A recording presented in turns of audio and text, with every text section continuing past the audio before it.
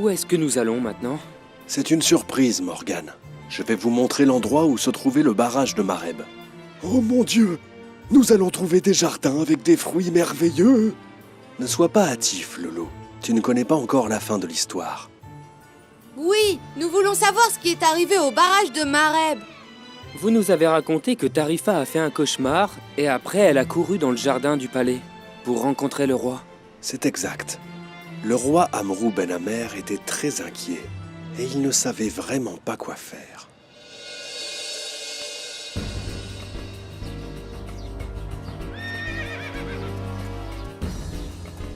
Papa? Papa, est-ce que tout va bien? Reste là où tu es, Malek. J'arrive tout de suite.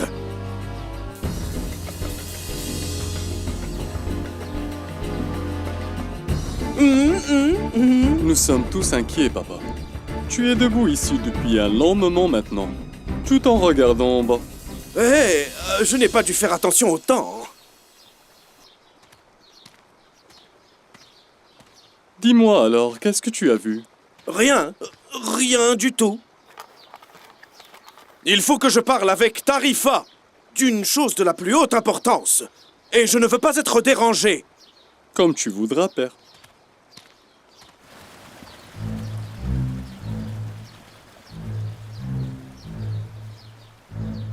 Y a-t-il du nouveau, Votre Altesse? Rien de nouveau, tout va très très bien. Est-ce que tu comprends quelque chose à ce qui se passe? Tu sais que notre roi est plutôt excentrique. Dis-moi, que peut-on attendre d'un homme qui déchire ses vêtements chaque jour?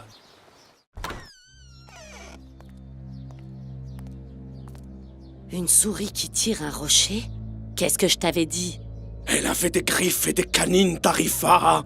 Ce sont tous de très mauvais signes. Prends cette bouteille avec toi et regarde-la bien. Si elle se remplit de sable, sache que la fin est très proche. La bouteille est en train de se remplir de sable.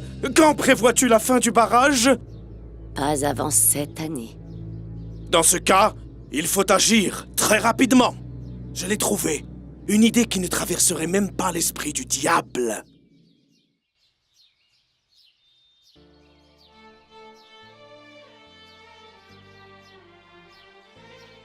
C'est quoi cette lettre?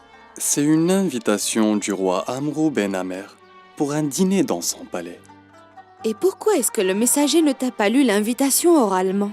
C'est de l'extravagance et rien d'autre. Regarde, cette invitation est écrite avec de l'eau d'or. C'est vrai. Et c'est de l'or pur. Et des milliers de gens meurent de faim et se plaignent d'injustice et de corruption. Tu ne cesseras donc jamais d'avoir des opinions opposées. Mais tout va changer, tu vas voir. Et les tyrans vont souffrir de la colère de Dieu. C'est plutôt toi qui vas changer. Nous irons ensemble au dîner. C'est le roi lui-même qui t'a envoyé cette invitation. Que demandes-tu de plus que ça? D'accord, papa. J'irai avec toi à ce dîner. Mais à une condition. Laquelle? Que je ne sois pas obligée de complimenter le prince Malek, ni de prétendre rire à ses blagues banales et ridicules. Si le prince se met à raconter une blague idiote ou n'importe quoi d'autre, prends un couteau et coupe-lui la langue. Ou encore mieux, tu peux le décapiter. Ne te moque pas de moi, papa. Écoute ma fille, ma petite fille, essaye de comprendre la situation. Nous sommes au service de ces gens. Et ça, c'est un honneur que des milliers de gens à Saba rêvent d'avoir. Je ne suis pas comme eux. Malheureusement, ma fille, l'invitation à ce dîner est claire. La présence de tout le monde est requise. Ça veut dire que tu dois y aller aussi. D'accord, j'irai à ce dîner. J'y vais maintenant. Je dois superviser les préparations de la cérémonie et le travail des cuisiniers. Ce dîner est d'une grande importance pour le roi, mais je ne sais pas encore pourquoi.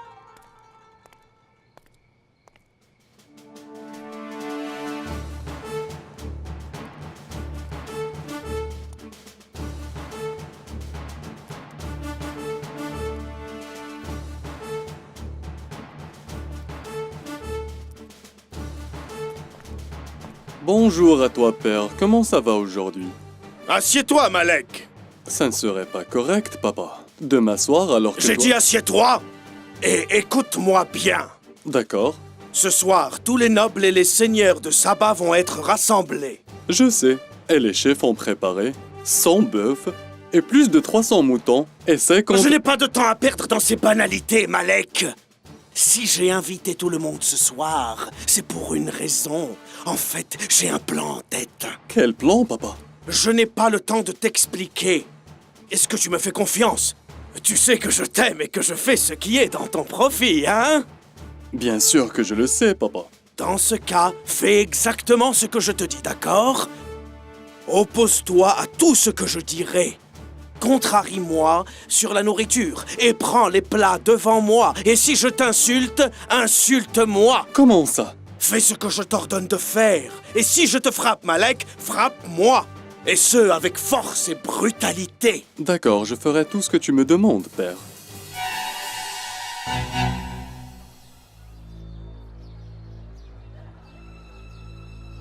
Un homme chauve est allé voir le coiffeur pour se couper les cheveux.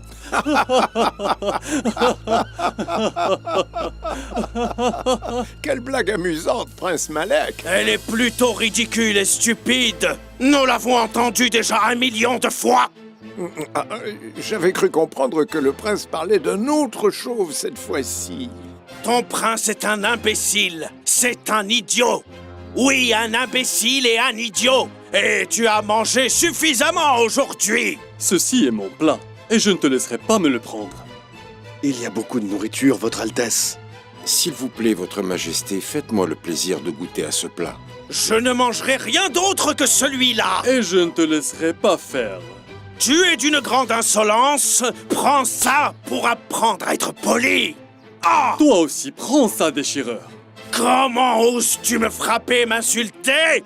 Je vais l'égorger ce soir. Non, non, non, monseigneur, vous n'allez pas tuer votre propre fils. Votre Majesté, je vous en supplie, contentez-vous juste de le frapper ou de l'isoler. Mais je vous en prie, ne tuez pas votre fils. Tais-toi! Tais-toi, espèce d'imbécile! Je ne récupérerai ma dignité que si je le décapite! Décapite-moi à sa place, je t'en prie. C'est à cause de toi qu'il est trop gâté! Et toi, tu es un corrompu. Je vous supplie de vous taire, Votre Altesse.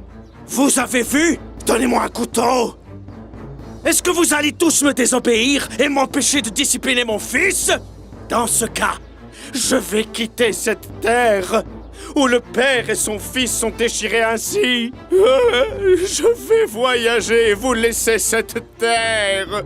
Adieu à Saba qui était mon pays. Crois-tu à ce qui est arrivé hier? Je pensais que la colère du roi était temporaire. Mais il insiste à voyager, il veut quitter le pays. Et qui va nous gouverner? C'est une chose qui ne me concerne pas. Ce qui importe, c'est que le roi m'a vendu son jardin majestueux à la moitié de son prix seulement. Moi aussi, j'ai passé un accord pour acheter le jardin d'en face, à la moitié de son prix. Est-ce que tu savais que ce magnifique palais est à vendre? Je sais, mais on n'a pas de quoi l'acheter. Tout ce que je possède, c'est 1000 pièces en or. Moi aussi, je possède 1000 pièces en or. Que dirais-tu si on se mettait ensemble pour l'acheter? Tu plaisantes, bien sûr. Tu ne sais pas que ce palais équivaut à plus de 5000 pièces en or au minimum? Et si je te disais que le roi a décidé de le vendre à 2000 pièces? Allons vite l'acheter avant que quelqu'un d'autre ne saute sur cette occasion. Oui, tu as raison. Il faut saisir l'opportunité. Béni soit le prince qui a giflé son père. Pardonne-moi, père, car je t'ai frappé. Ne t'en fais pas. Nous avons ramassé une grosse somme d'argent grâce à ça. Il y a encore des gens qui demandent à acheter nos chevaux et nos chameaux aussi, père. Non, nous en aurons besoin pour fuir. Nous mettrons dessus tout cet or qu'on a gagné. Quand est-ce que nous partirons, père? Quand nous vendrons le reste des terres et des palais. Mais dis-moi, père, ne faudrait-il pas avertir le ministre et sa fille pour qu'ils s'échappent avec nous? Ne pense jamais de cette manière, mon fils. Le secret, mon garçon, s'il est propagé, est perdu. Oui, mon garçon. Ton principe dans la vie doit être penser à moi, ta mère, en premier lieu. Pourquoi tu ne manges pas, papa? Je suis préoccupé, ma fille. J'ai beaucoup de questions dont je ne trouve pas les réponses. Tu te demandes qui va gouverner le pays après Amrou Ben Amer? Et est-ce que tu garderas ton statut de ministre? Ou peut-être que tu as l'ambition d'avoir une meilleure position? Des choses très étranges ont eu lieu, et d'une rapidité bouleversante. Je suis confus et je veux y penser calmement. Qu'est-ce que tu veux dire? Le roi Amrou Ben Amer aime la gouvernance et le pouvoir et la terre fertile. Alors qu'est-ce qui le pousse à laisser tout ça et quitter le pays? Il s'est senti insulté comme nous l'avons tous vu. Et il n'a pas pu discipliner son fils désobéissant. Non, ma fille, je ne crois pas à ce qui s'est passé. Ce que je crois, c'est que le roi et son fils se sont mis d'accord pour se quereller devant nous. Et pourquoi est-ce qu'ils auraient fait ça? C'est ce que je n'arrive pas à comprendre. En fait, tout autour de moi me paraît mystérieux depuis le retour du roi du barrage, et tous ses comportements n'ont plus aucun sens. Le barrage.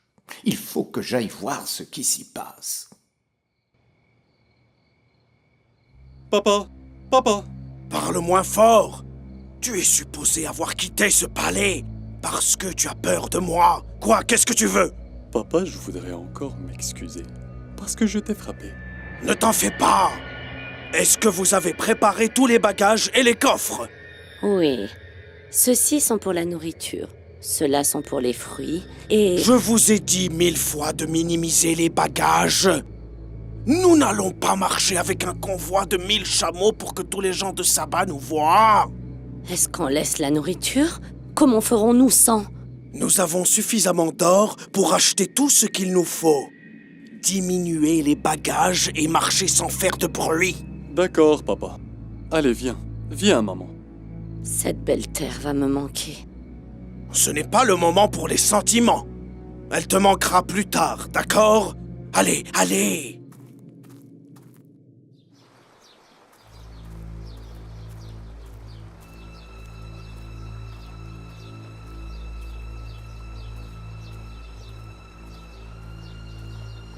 Nous avons beaucoup de choses à faire, monsieur le ministre. Juste quelques instants, et chacun de nous retournera à ses affaires. Et qu'est-ce que nous sommes supposés voir, monsieur le ministre? Eh bien, ça, regardez.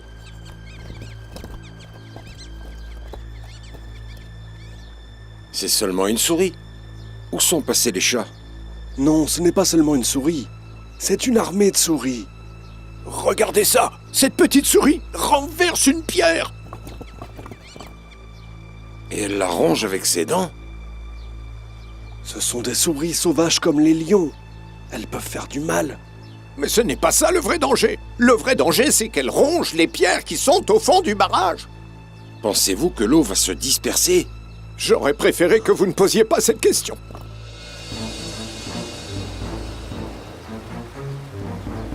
Au secours, aidez-nous! Au secours! Ah! Ah! Va-t'en! Je t'ai dit de quitter mon palais. Mais c'est mon palais à moi aussi. Nous l'avons acheté ensemble. C'est moi qui possède la clé de ce palais. Mais le roi Amrou Ben Amer nous l'a vendu toutes les deux. Hein? Tu n'as qu'à le prouver.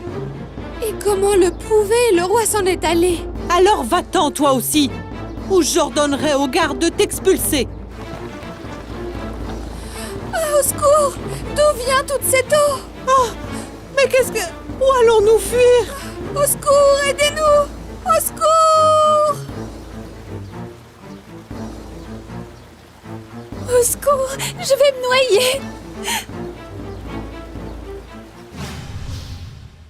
Au nom d'Allah, le tout miséricordieux, le très miséricordieux. Mais ils se détournèrent de nous. Nous déchaînâmes alors contre eux le torrent retenu par le barrage, et nous transformâmes leurs 2 vergers en 2 jardins qui n'offraient plus que des arbustes aux fruits amers, des tamaris et quelques rares jujubiers. C'est ainsi que nous les avons rétribués pour leur impiété. Sanctionnerions-nous jamais un autre que l'impie obstiné? Allah le majestueux a dit vrai. C'est ainsi que l'inondation d'Harem a eu lieu, détruisant sur son passage toutes les maisons, et les palais, et les jardins, et les arbres, et les fruits. Les gens se sont mis à se bousculer pour y échapper. Dieu les a punis et les a envoyés chacun dans une direction différente. Est-ce que c'est ça, la terre du barrage de Mareb? Oui, Morgane. C'est ici, dans ce désert, qu'existait la ville de Mareb. Ses habitants possédaient 2 paradis, à leur droite et à leur gauche. Oui, mais il n'y a aucune trace de plantation ni de vie sur cette terre. Regardez un peu ces rochers, ils sont taillés comme des épées. Tel est le châtiment de Dieu pour les serviteurs injustes. Et les habitants de Mareb, où sont-ils allés? Quelques-uns se sont noyés et les autres se sont séparés dans toutes les régions de la terre, par petits groupes, jusqu'à devenir un exemple. On a même inventé un proverbe en rapport à ça. Les mains de Saba se sont séparées. Est-ce que le roi Amrou Ben Amer a pu sauver sa fortune? Et comment aurait-il pu échapper à la justice de Dieu? Chaque menteur subit sa propre tromperie. Le roi et tous ceux qui étaient avec lui moururent. Et ni son or ni son argent ne l'ont sauvé. Il a été englouti par cette terre noire et déserte.